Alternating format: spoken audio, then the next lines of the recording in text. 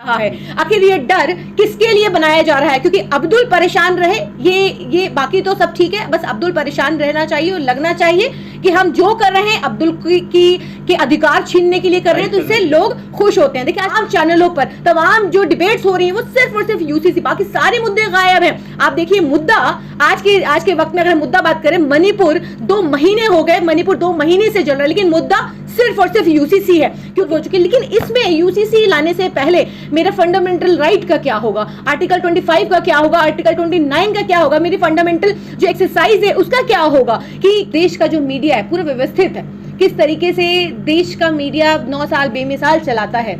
और सिर्फ देश के अंदर अभी एक ही मुद्दा है, मुसलमान अल्पसंख्यक जो है वो मुद्दा बना हुआ है। और अल्पसंख्यक के मुद्दे क्या है? हिजाब, नमाज, रोजा, इस तरीके के मुद्दे हैं, ट्रिपल तलाक जैसे मुद्दे हैं। यूसीसी के अंदर आप यूसीसी की बात करते हैं, जो यूसीसी जिसका अभी तक ड्राफ्ट नहीं आया, अभी यूसीसी पर किसी तरीके की कोई प्रतिक्रिया देने से पहले उसका एक बार ड्राफ्ट देख लेते। लेकिन ड्राफ्ट के आने से पहले ही इस देश का मीडिया इस बात को चीख करके ये कह रहा है कि देखिए अब तो यूसीसी आएगा और मुसलमानों से जिस तरीके से ट्रिपल तलाक का जो अधिकार था हमने छीन लिया है, अब उसी तरीके से 4 बीवियों का अधिकार भी हम छीन लेंगे। तो देखिए यूसीसी के पीछे जो बेसिकली जो एजेंडा है, जो प्रोपेगेंडा दिखाया जा रहा है वो यही है। भाजपा के एक मिनिस्टर तो ये तक कह देते हैं कि ट्राइबल एरिया को इससे बाहर रखा जाए, तो यानी कि ट्राइबल एरिया को बाहर रखा जाए और फिर ये जो कानून आएगा ये पूरी तरीके से सिर्फ मुसलमानों के लिए आएगा, क्योंकि 2024 नजदीक है, तो कुछ ना कुछ तो एजेंडा चाहिए। क्योंकि अभी हम देख चुके हैं कि किस तरीके से 370 फिर CNRC के नाम पर जिस तरीके से एक वोट बैंक जो था, वोट बैंक को किस तरीके से उकसाया गया। फिर उसके बाद आप देखिए कि किस तरीके से 370 के बाद लगातार राम मंदिर का मुद्दा गरमाया रहा, फिर बीच बीच में ज्ञान व्यापी भी आता रहता है। तो इस तरीके के जो मुद्दे हैं ये समय समय पर, फिर आप ये देखिए कि पाकिस्तान के अंदर जो पुलवामा सर्जिकल स्ट्राइक मुद्दा रहा, फिर इसी तरीके से अब ये जो यूसीसी है, जबकि 22वीं जो लॉ कमीशन है उसने कहा है कि इसके अंदर सर्वे कराया जा रहा है, इसमें आपकी रिकमेंडेशन मांगी जा रही है, आपकी सलाह मांगी जा रही है, कहा जा रहा है कि इसको अभी एकदम से लागू नहीं किया जाएगा, जबकि पहले ये कहा गया था कि यूसीसी की अभी जरूरत नहीं है। लेकिन अचानक चुनाव से ठीक 9 महीने पहले तक यूसीसी की जरूरत एकदम से आन पड़ती है। तमाम सोशल मीडिया पर, तमाम चैनलों पर, तमाम जो डिबेट्स हो रही हैं वो सिर्फ और सिर्फ यूसीसी, बाकी सारे मुद्दे गायब हैं। आप देखिए मुद्दा आज के वक्त में अगर मुद्दा बात करें, मणिपुर 2 महीने हो गए, मणिपुर 2 महीने से जल रहा है, लेकिन मुद्दा सिर्फ और सिर्फ यूसीसी है। क्योंकि तमाम जो चीजें थी देश भर के अंदर कि हम वो जो समानता की हम बात करते थे वो सारी चीजें सॉल्व हो चुकी है। लेकिन इसमें यूसीसी लाने से पहले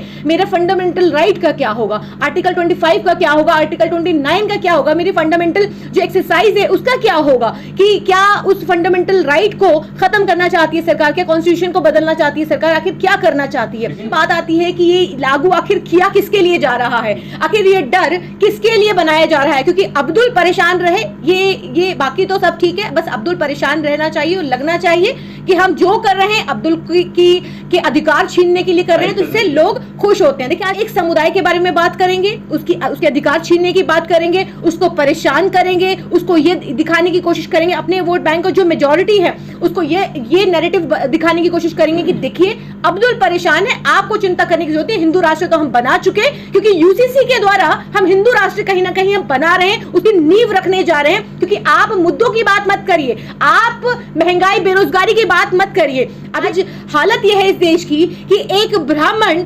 जो किसी आदिवासी के ऊपर किस तरीके से देखिए पेशाब करता है, तो क्या आज इस देश की हालत ये है कि आज वो एक आदिवासी की स्थिति इस देश के अंदर है, और आप ये बात करते हैं कि आप यूसीसी लाएंगे। आज मेट्रो के अंदर या मेट्रो के आसपास या किसी बस स्टैंड के आसपास अगर कोई मुस्लिम व्यक्ति नमाज पढ़ ले तो फिर उसको जेल में डाल दिया जाता है कहीं रोड पर, क्योंकि रोड पर वो नमाज पढ़ने पर इसलिए मजबूर है। वही बता रही हूँ कि इसलिए मजबूर है क्योंकि मस्जिदें बहुत छोटी हैं, इसीलिए वो सड़कों पर नमाज पढ़ने के लिए मजबूर है। लेकिन आपसे फंड नहीं लेता, आप फंड नहीं देते उसे, लेकिन रामलला का मंदिर बनने के लिए भरपूर फंड जाएगा। तो देखिए इसी तरीके से कि जब नमाज पढ़ने की बात आती है तो फिर उस नमाजी को जेल में ठूस दिया जाता है।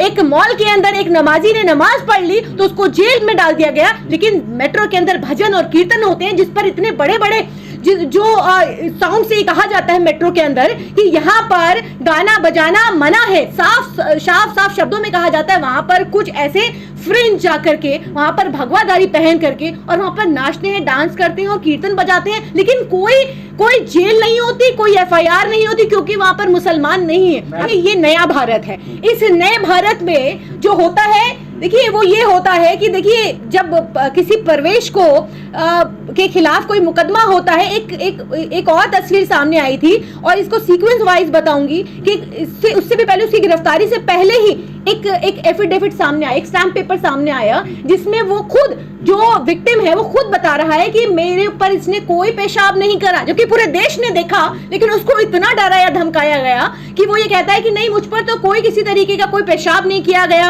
ये हमारे इनसे तो बड़े अच्छे संबंध है, उसका बाकायदा मेरे पास है, मैं आपको भेज दूंगी।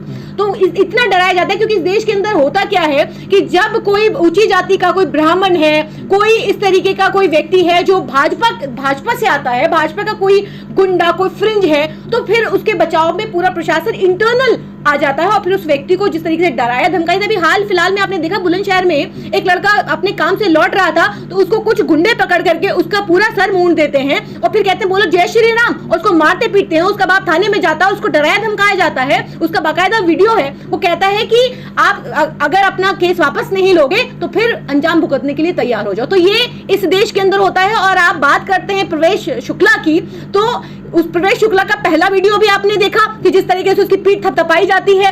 पहला वीडियो भी देखा कि जब वो थाने के अंदर लाया जाता है किस तरीके से उसकी आवभगत होती है। फिर उसके बाद उसका दूसरा वीडियो, फिर जब सोशल मीडिया पे जब बहुत ज्यादा थू हो जाती है मध्य प्रदेश पुलिस की, तो फिर उसका एक दोबारा से उसको तैयार करके उसको बाकायदा दोबारा से इस सीक्वेंस वाइज जो है उसको दोबारा से शूट किया जाता है कि 4-5 पुलिस वाले उसको पकड़ के बिल्कुल लेकर आ रहे हैं, पीछे वाला भी मार रहा है, फिर साइड वाला भी भागता हुआ आ रहा है और भागते हुए आते हुए उसको जबरदस्ती उसके अंदर ठूसा जाता है। और फिर उसके बाद ठूसने के बाद तो देखिए ये जो चीजें, और फिर एक पुलिस वाला मुस्कुराता है, अपनी मुस्कुराहट वो छुपाता है। आप साफ देख सकते हैं कि उसके अंदर किस तरीके से अपनी मुस्कुराहट छुपाता है। फिर उसके बाद एक और वीडियो सामने आती है जिसके अंदर मामा जी उसी व्यक्ति के पैर धोते हुए नजर आ रहे हैं। अब वो वीडियो कितना सही है कितना गलत है मैं नहीं जानती, लेकिन सोशल मीडिया पे जो ये वीडियो है ये वायरल हो रहे हैं। तो देखिए इस तरीके की तस्वीर इसी नए भारत की है कि नए भारत में आदिवासी की क्या जगह है, इसी नए भारत में अल्पसंख्यकों के साथ क्या हो रहा है। और आप यूसीसी लाने की बात करते हैं, जब एक तरफ और यूसीसी ला करके आप मुस्लिम बहनों की तस्वीरें दिखाते हैं कि देखो